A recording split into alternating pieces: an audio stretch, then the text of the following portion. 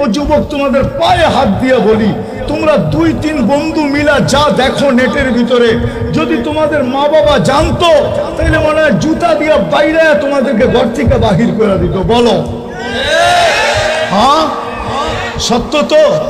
যদি দুনিয়া জানতো, কোনো বাবা তার মেয়েকে তোমার হাতে উঠায়া দিত না। আর যুবতীরা যা করে নেটের মাঝে, যদি দুনিয়া জানতো, কোন যুবক মনে হয় ওকে বহু স্ত্রী হিসাবে ঘরে উঠাইতে রাজি হতো না। আল্লাহ বলে, তোমাদের সাথে 24 ঘন্টা আমি লুকোচুরি খেলি। তুই গুনাহ করতে অভ্যস্ত, আমি লুকাইতে অভ্যস্ত। তুই গুনাহ করতে ভালোবাসিস, আমি লুকাইতে ভালোবাসি। তুই গুনাহ করতে ভালো পাস, আমি লুকাইতে ভালো পাই। তুই গুনাহ মজা পাস, আমি লুকাইতে মজা পাই।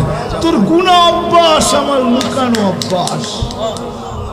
আমি 24 ঘন্টা লুকোচুরি খেলি তোর সাথে। তো যেই প্রশ্ন আল্লাহকে করছিলাম, আল্লাহ মুসলমান সারা দুনিয়ায় নির্যাতিত, আপনি আবাবিলকে সব বাদ দিলাম, ফিলিস্তিনে পাঠান না কেন? ওইখানে তো আপনার খলিল শুয়ে আছে, ওইখানে তো মুসা আলাইহিস সালাম শুয়ে আছে, ওইখানে তো 70 জন নবী শুয়ে আছে।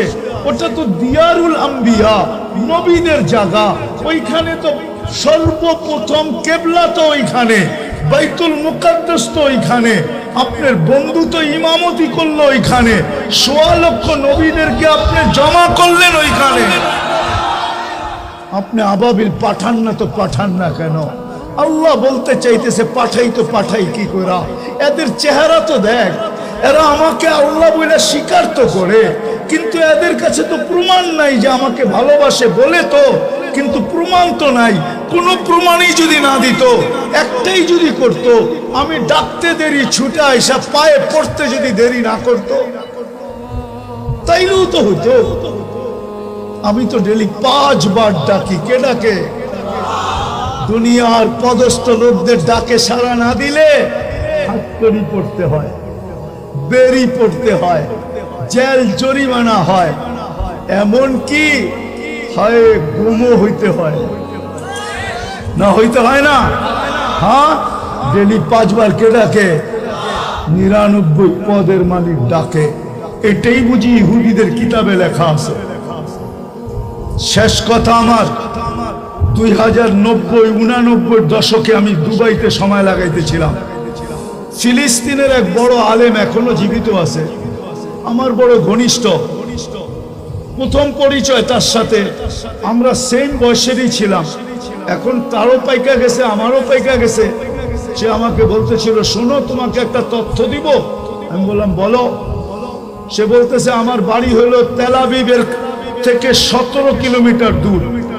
যেইখানে দাজ্জালকে কতল করা হবে, ওটাকে আমাদের কোরআনের ভাষায় বলে, হাদিসের ভাষায় বলে বাবেল লুদ।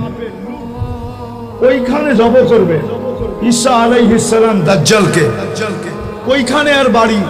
বলে আমার প্রতিবেশী ইহুদি আলেম আমাকে জিজ্ঞাসা করতেছিল, তোমাদের ফজরে আর জুমায় মুসল্লি কিরকম হয়? তা আমি বলতে জবাব বললাম ওকে যে ফজর আর জুমার সাথে তোমার সম্পর্ক কি? তুমি তো ইহুদি। পরক্ষণে ভাবলাম ওর সাথে তর্কে জড়ানো ঠিক হবে না। ও বলল যে আমার একটা তথ্য জানার দরকার, এই জন্য তোমাকে প্রশ্ন করলাম। আলেম বলল যে, আমি ওকে জবাব দিলাম যে শোনো, জুমার তুলনায় আমাদের ফজরে কোনো মুসল্লি হয় না। হয় নাকি? হয় মুসল্লি? হ্যাঁ, শিবপুরেও তো আছে। ফজরে শুধু ইমাম আর মুয়াজ্জিম হয়, আর কেউ হয় না। না হয় না? বর্ষার দিনে, শীতের দিনে, ঠিক না? কনকনে শীতের দিনে কোনো মুসল্লি মসজিদে আসে না। আসে নাকি? হ্যাঁ, তো বলে আমি বললাম জুমার তুলনায় আমাদের ফজরে কোনো মুসল্লি হয় না। তো ওই আলেম চিৎকার দিয়ে বলছে, ইদান নাহনু ফিল আমান, তাইলে আমরা এখনো নিরাপদ। তোকে জিজ্ঞাসা করছি এটার অর্থ কি? বলে আমাদের কিতাবে লেখা আছে, যেই দিন ফজরের জামাত আর তোমাদের জুমার জামাত সমান হবে, ওই দিন থেকে তোমাদের বিজয়ের পালা শুরু হবে। এর আগ পর্যন্ত তোমরা শুধু মায়ের খাইতে থাকবে। এই জন্যই আমি বলছিলাম যে ভালো তো বাসি বলি, কোনো প্রমাণ তো নাই। যদি একটা প্রমাণ দিতে পারতাম তাইলেই মনে হয় মুসলমানকে কোনোদিন পরাজয় বরণ করতে হতো না, কোনোদিন বিজাতিদের হাতে নির্যাতিত হইতে হতো না, কোনোদিন হতো না। যদি নামাজের জন্য সাড়া দিত, আজান হইতে দেরি, ছুটে আসতে দেরি করত।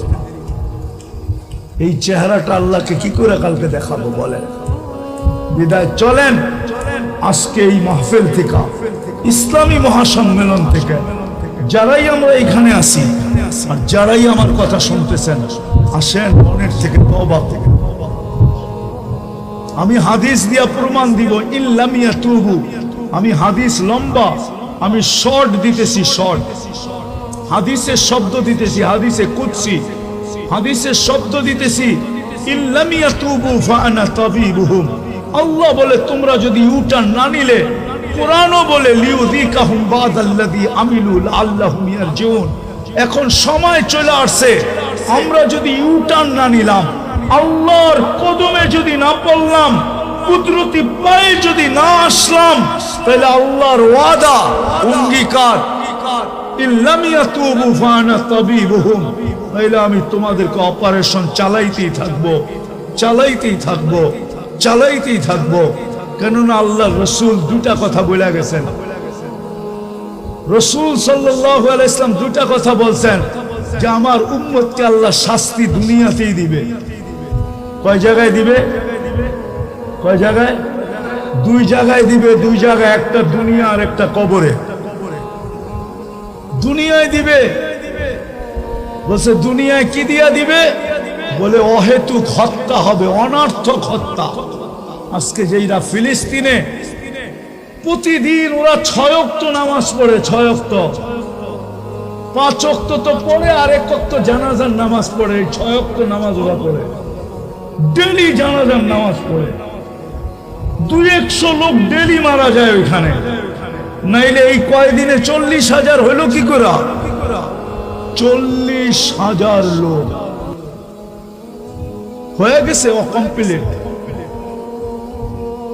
আল্লাহ রসুল বলছে অনর্থক হত্যা। আমরা যদি এখনো ইউটার্ন না নিলাম, ঠিক না হইলাম, তাহলে আল্লাহ অপারেশন চালাই যাবে। চিৎকার আমাদেরকে কাজে দিবে না।